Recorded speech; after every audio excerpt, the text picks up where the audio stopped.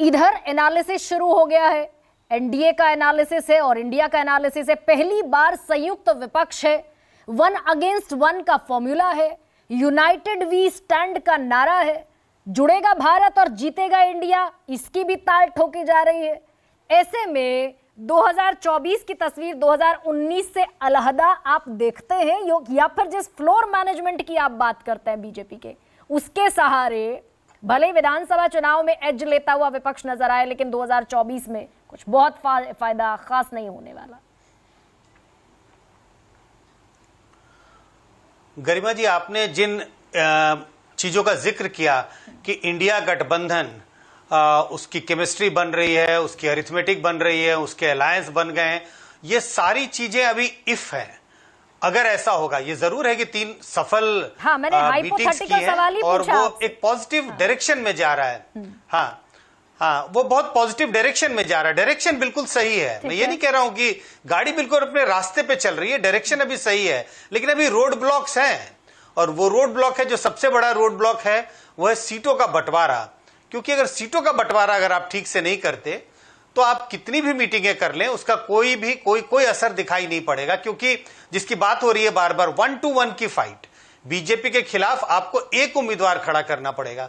अब देखिए, अगर बंगाल के उपचुनाव की बात करें, यह सफलता वहां भी हासिल नहीं कर पाई इंडिया गठबंधन, क्योंकि वहां तृणमूल कांग्रेस का उम्मीदवार था और साथ में लेफ्ट का भी उम्मीदवार था। तो हम इंडिया गठबंधन के सक्सेस की तो बात कर रहे हैं, लेकिन उस सक्सेस में एक छोटा सा रोड ब्लॉक अभी भी दिखाई पड़ा जब सिर्फ 7 विधानसभा के चुनाव हो रहे थे। तो अगर ये सुचारू रूप से चलता रहा, सीटों का बंटवारा हो गया, तो निश्चित रूप से 2024 का चुनाव एक इंटरेस्टिंग चुनाव, मैं इंटरेस्टिंग उस सेंस में कह रहा हूं कि बीजेपी को चुनौती मिलेगी। अगर हम किसी भी सूरत में अगर देखें, मान लीजिए कि सीटों का बंटवारा बहुत जिस तरह से होना चाहिए उस तरह से नहीं हुआ। अब देखिए, एक झटका इंडिया गठबंधन को लगता हुआ दिखाई पड़ रहा है कर्नाटक में।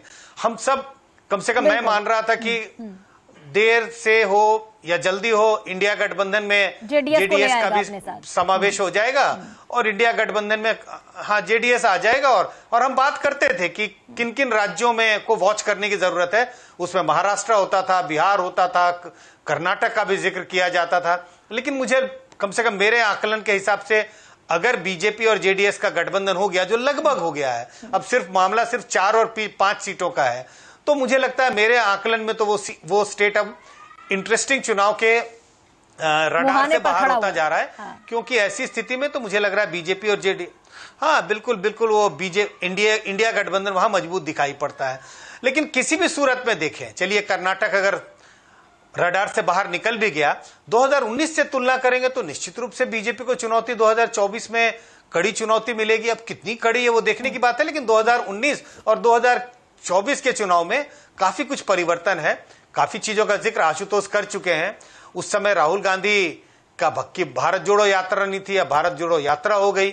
इसके बाद कांग्रेस के अगर आप कार्यकर्ताओं की बात करें, नेताओं की बात करें, तो डिमोरलाइजिंग इफेक्ट नहीं है। 2 चुनाव अभी उन्होंने जीते हैं, कर्नाटक का चुनाव जीता है, हिमाचल प्रदेश का चुनाव जीता है। और ये जो अगला राउंड है विधानसभा के चुनाव का, अगर इसमें कांग्रेस की 3 राज्यों में या 2 राज्यों में जीत हो गई, तो काफी कुछ बदलता हुआ दिखाई पड़ेगा 2024 के चुनाव में। ठीक है।